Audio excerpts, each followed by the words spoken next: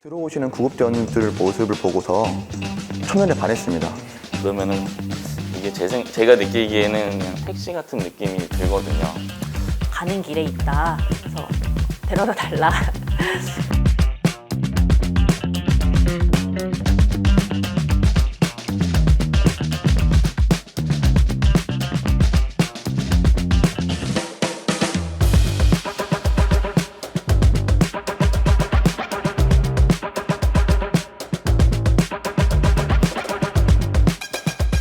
안녕하십니까. 저는 강화소방서 119 재난대응과 소방장 황경택입니다. 오늘은 구급대원들의 이야기를 들어보는 시간을 준비했습니다.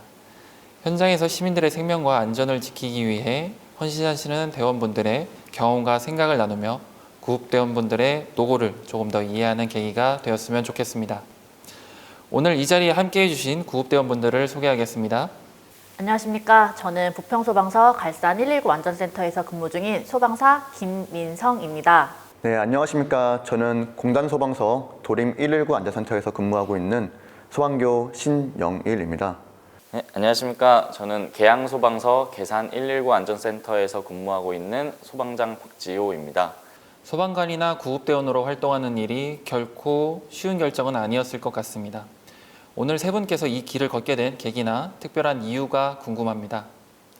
어떻게 해서 이 직업을 선택하게 되셨는지 이야기를 들어볼 수 있을까요? 저는 되게 심각한 이유는 아니었고요. 되게 가볍게 제가 어렸을 때 이렇게 뛰어놀다가 다친 적이 있어요.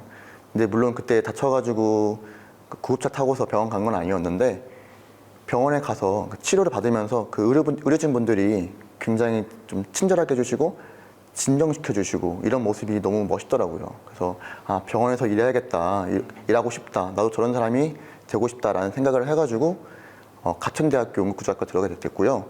거기서 이제 응급실 병원 실습을 하다가 들어오시는 구급대원들 모습을 보고서 첫눈에 반했습니다. 제일 먼저 환자를 처치하면서 들어오시고 그런 모습이 너무 멋있어가지고 저는 그때부터 나도 저런 직업을 가져야겠다라고 생각을 했습니다. 네. 저는 사실 구급대원이 꿈은 아니었어요. 근데 대학교 응급구조과를 가게 되었는데 대학생활 중에 선배님 분이 소방관에 합격이 되어서 한번 놀러 온 적이 있는데 그때 통 크게 피자를 다 쏘셨어요. 그 모습이 저는 너무 멋있었습니다. 그래서 나도 소방관이 되면은 한번 대학교에 놀러 와서 한번 통 크게 쏘고 싶다라는 게 목표가 생겨서 소방관이 되었던 것 같습니다. 피자를 지금 어떻게 사셨습니까? 피자는 사지는 못했습니다. 네. 저도 원래는 간호사 출신이긴 한데 저희가 이제 구급대원이 되기 전에 저는 대학병원 이제 5년 동안 근무를 하고 이제 구급대원이 된 케이스인데요. 그래서 구급대원의 길이라는 거를 처음에는 몰랐어요. 그래서 알게 된 경우는 이제 제가 퇴근하는 길에 오토바이랑 차량 사고로 난 거를 목격을 했고 이제 당연히 그런 상황에서는 병원으로 가려면 119를 불러야 되는 게 우선이다 보니까 제가 먼저 119에 신고도 인생 처음으로 해보기도 했고 이제 간호사니까 제가 할 수 있는 처치를 최선을 다해서 하긴 했으나 이제 이게 맞나라는 생각이 드는 거예요. 왜냐면 그때 당시는 퇴근길이니까 부목도 없고 뭐 제가 할 수 있는 장비는 아무것도 없기도 했고요. 저는 간호사가 됐을 때도 그냥 병원 안에서만 이런 환자를 처치를 할 수 있는 줄 알았는데 병원 밖에서도 충분히 사람을 도울 수 있다는 것을 그때 알게 되어서 이제 구급대원의 길을 이제 걷게 되었습니다.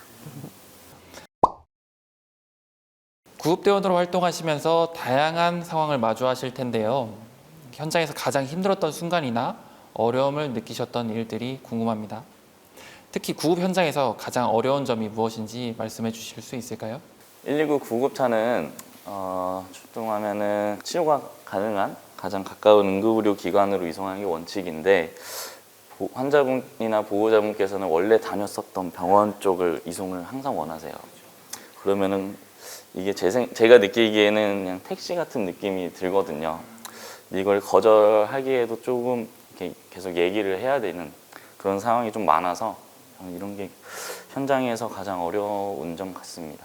저는 어렵다기보다는 조금 속상했던 게 있는데 진짜 최근에 저희 11월에 엄청 눈이 많이 왔었잖아요. 그래서 이제 당연히 눈이 많이 오기도 하고 땅이 얼었으니까 낙상 환자분이 많을 거라고 생각은 하고 있었어요. 그래서 아니나 다를까 이제 길가에서 넘어졌다, 다리가 아프다라는 신고건으로 이제 전화를 하면서 갔는데 이제 이렇게 서 있을 수는 있고 조금씩 걸을 수는 있는데 이제 저희가 직접 도착했을 때 봤을 때는 이제 거동도 가능하시고 이제 외관상 뭐 골절도 안 보였고 출혈도 안 보였고 그런 상태였어요. 근데 알고 보니까 이제 치과가 예약이 되셨던 거예요.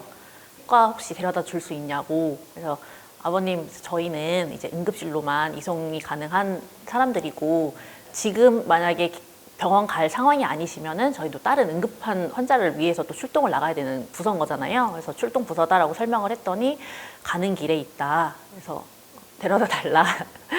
그래서 그렇게 하면서 얘기하는 면은 조금 회의감이 많이 들기는 하더라고요. 네. 환자를 돕지 못하는 상황, 비응급 신고로 인한 문제는 구급대원들에게 적지 않은 어려움을 안겨주는 것 같습니다. 구급대원 폭행 문제는 많은 분들이 뉴스에서 접하기는 하지만 막상 현장에서 직접 경험하지 않으면 그 심각성을 제대로 알기 어려운 것 같습니다. 혹시 폭행을 직접 경험하셨거나 들으셨던 게 있는지 이야기를 들어볼 수 있을까요? 제 동기들도 그랬고 저랑 같이 근무했던 그 센터에서 다른 팀 구급대원분들이 그런 경우가 좀 많았어요. 좀 안타깝게도 그런 그 일들이 대부분 다 이제 주치자분들로서 이제 일어난 일이었는데 남편분이 좀 이상하다라고 아내분이 신고했는데 술 드신 분 상태였어요. 근데 굉장히 난폭했던 상황이라고 하더라고요. 근데 아내분께서는 아니다. 우리 남편 술 먹긴 하는데 술 먹어도 저렇게까지 난폭하지 않다. 저거 분명 어딘가 문제가 있는 거다. 저거 빨리 병원 가야 될 것 같다.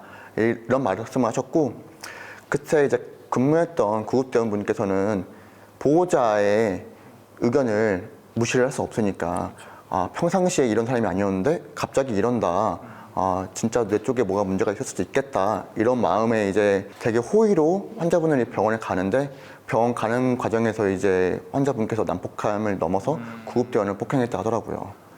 이제 저희도 그러니까 대부분의 이제 아프신 분들은 예민하실 수는 있어요. 근데 주치자분들 같은 경우는 이제 아무래도 이제 음주를 하신 상태다 보니까 폭언을 좀 자주 하시고, 그러니까 저는 당하진 않았는데 이제 제 사수반장님은 예전에 침 뱉음을 당하셨다고도 하시더라고요. 그래서 근데 저희가 할 수 있는 거는 일단 뭐 캠을 켜서 이제 찍고 있다, 뭐 촬영 중이니까 이러지 말아 달라. 그러니까 저희는 그래도 주치자분이어도 이제 저도 똑같이 이제 두부 열상이나 두부 외상이 의심이 돼가지고는 이제 병원 진료를 계속 저희는 이제 제안을 하는데 이제 계속적으로 이제 거절하시거나 이제 뭐 납치했다, 나 돈 없는데 왜 데리고 가냐, 뭐 이런 식으로 해버리니까 저희는 도움을 드리려고 갔던 건데 이제 그런 식으로 이제 대답을 하시면 그런 게 제일 속상하시. 환자를 병원으로 이송하는 일은 구급대원의 중요한 역할 중 하나인데요. 그 과정에서 많은 변수가 생길 것 같습니다. 요즘에 소아과 전문의 분들이 많이 부족하신 상황이잖아요. 그래서 소아 응급 환자를 출동 나가게 되면은 병원을 선점하기가 좀 많이 어려웠던 것 같습니다. 그래서 최근에는 일산까지 계속 전화를 해서 일산에 있는 병원으로 이송했던 적이 생각나네요. 병원 이송 중 가장 빈번하게 겪는 어려움은 어떤 게 있을까요? 요즘에 많은 구급대원분들이 다 공감하실 내용인데 병원 자체가 수용 능력이 많이 떨어졌습니다. 환자를 많이 받지도 않고 그래서 가까운 데 못 가고 멀리 가는 경우도 많아서 이런 부분도 힘들고 아직까지도 많은 보호자분들과 환자분들께서는 무조건 큰 병원을 많이 원하세요. 제일 좋은 대학병원 데려다 달라 이렇게 말씀하시는 분들도 계시고 이제 경증은 작은 병원 가고 중증인 경우에 이제 큰 병원 간다. 그런 경우에 대학병원 간다고 말씀을 드려도 나는 무조건 대학병원 가달라. 이렇게 고집하시는 분들이 많기 때문에 저는 이런 부분에서 가장 좀 힘들고 어려웠던 것 같습니다. 이번에는 근무 중에 보람을 느꼈던 순간에 대해 이야기해 보겠습니다. 힘든 상황 속에서도 이 일을 계속하게 만드는 기억이 있을 것 같은데요. 구급대원으로 활동하시면서 가장 기억에 남는 보람된 순간은 언제였나요? 최근에 이제 신고 내용이 아스피린 복용하고 있는데 이제 코피가 멈추지 않는다 이런 내용이었어요. 그래서 또 이비인후과 어디 가야 하나 하면서 이제 생각을 하면서 출동을 나갔는데 이제 계단을 올라가면서 여기 예전에 나왔었던 출동했던 곳 같다. 그래서 아니나 다를까 문을 열고 들어갔더니 저희가 예전에 이제 심폐소생술로 이제 환자분을 이송했었던 그 집이더라고요. 그래서 알고 보니 병원을 이송을 해서 그분이 심장 이식을 받은 다음에 이제 회복이 되신 상태더라고요. 그래서 몇 개월 아니긴 하지만 그래도 다시 저희가 목격했을 때는 이제 의식도 없고 누워 계신 모습을 봤는데 이제 두 번째 출동 나갔을 때는 거동도 가능하시고 이제 의사소통도 이제 너무 원활하게 가능한 상태여서 그 모습을 보고 너무 뿌듯함을 느꼈죠. 심정지 출동을 나가서 저희가 환자분을 심폐소생술을 해서 병원으로 무사히 이송을 해서 병원 측에서도 재빠른 처치로 환자분께서 무사히 퇴원했다는 소식을 이번에 들었어요. 그래서 제가 전화를 드렸거든요. 전화를 드린 이유는 저희가 심정지 환자를 회복을 시키면 주는 하트세이버가 있잖아요. 그래서 하트세이버 관련해서 같이 있었던 목격자분에게 전화를 드렸는데 지금 웃으면서 같이 앞에서 근무를 하고 있다 이런 말을 하시더라고요. 그래서 정말 감사하다라는 말을 저에게 해주셨는데 그때 정말 보람을 느꼈던 것 같습니다. 현장에서 시민들과 직접 소통을 하다 보면은 많은 점을 느끼실 것 같습니다. 시민들이 구급대원을 조금 더 잘 이해해 주셨으면 하는 부분이 있다면 어떤 점이 있을까요? 구급 현장에서 시민들에게 가장 바라는 점은 무엇일까요? 저는 항상 환자분들을 만날 때마다 제 가족한테 하는 것처럼 저는 항상 대합니다. 저희 부모님이나 조부모님, 뭐 형제 자매, 아니 뭐 친구들 만났을 때처럼 이렇게 항상 그런 생각을 갖고 있는데 이런 생각을 갖고 있으면 말도 그렇고 행동도 그렇고 굉장히 친절하게 나가게 되고 조심스럽게 말을 하게 됩니다. 저는 모든 환자분들과 보호자분들이 저랑 같은 생각을 해주셨으면 좋겠어요. 출동 나가는 구급대원분들도 다 누군가의 아들이고 딸이고 누군가의 부모님이니까 다 누군가의 가족입니다. 가족한테는 하지 못할 행동, 가족한테 하지 못할 말들을 이제 구급대원들에게도 안 하게 되면은 저는 이제 그때서야 이제 진정한 구급대원의 안전이 확보되는 게 아닐까라고 생각을 합니다. 저뿐만 아니라 대한민국 모든 구급대원들은 출동할 때마다 환자임에 동시에 정말 가족같이 생각하거든요. 그러니까 저희에게 폭언과 폭행보다는 그냥 감사하다, 고맙다라는 표현을 해주시면은 모든 구급대원분들이 힘나게 잘 활동할 수 있을 것 같습니다. 구급대원도 누군가의 딸이고 아들 그리고 아내이면서 남편, 가족입니다. 그래서 도움이 필요해서 저희가 출동을 나갔는데 폭행이나 폭언으로 돌아오는 경우가 매우 드뭅니다. 그래서 저희는 지금 국민의 생명과 신체 이런 걸 보호하는데 큰 노력을 하고 있으니 이 점을 꼭 알고 계셨으면 좋겠습니다. 구급대원들은 환자를 가족처럼 여기며 신중하고 친절하게 대하고 있습니다. 그러나 현장에서 폭언과 폭행, 어려움을 겪는 경우도 적지 않습니다. 구급대원들 역시 누군가의 가족이라는 점을 기억하며 따뜻한 격려와 배려로 함께 해주신다면 모두가 더 안전한 환경을 만들어갈 수 있을 것입니다. 같은 일을 하고 계신 동료들에게도 하고 싶은 말씀이 있으실 것 같은데요. 평소에도 동료분들과 많은 이야기를 나누시겠지만 현장에서 함께 고생하는 동료들에게 한 말씀 부탁드리겠습니다. 제가 아까 말한 대로 환자분들에게 가족처럼 대하고 친절하게 행동하고 말을 했을 때도 불구하고 상대방에게 돌아오는 건 폭언이나 폭행, 그러니까 구급대원에게 위협으로 다가가는 경우도 많이 있습니다. 그런 경우 마음의 상처를 더 크게 입는다는 것도 알고 있고요. 이런 경우가 더 지속되고 많아질수록 더 이상 치료가 안 되는 경우로 가는 경우도 있다는 거 알고 있습니다. 그럼에도 불구하고 여러분들 포기하지 마시고 슬퍼하지 마시고 지치지 마시고 계속 하셨으면 좋겠습니다. 세상에는 좋으신 분들이 훨씬 더 많이 있습니다. 여러분들에게 언젠가 그동안에 못 갔던 위로와 보상이 반드시 찾아갈 거니까 꼭 힘내시고 화이팅 하셨으면 좋겠습니다. 코로나19 때부터 많이 힘들으셨을 것 같습니다.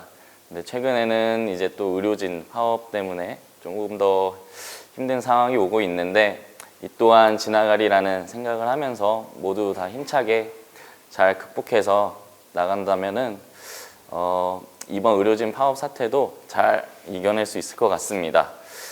모두 멋진 대한민국의 구급대원들이 되주십시오. 소방학교 때부터 강조하셨던 말씀이 있습니다. 대원 안전 최우선. 그러니까 저희의 안전이 우선되어야 환자에게도 안전한 처치가 실행된다고 생각됩니다. 지금 이 순간에도 출동 나가고 계실 구급대원분들 모두 안전하게 근무하시길 바랍니다. 오늘 세 분의 이야기를 들으며 구급대원으로서의 고충과 헌신에 대해 깊이 공감할 수 있었습니다. 시민 여러분께서도 현장에서 일어나는 일들을 조금 더 이해하고 구급대원들을 응원해 주셨으면 좋겠습니다. 오늘 함께 해주셔서 감사합니다.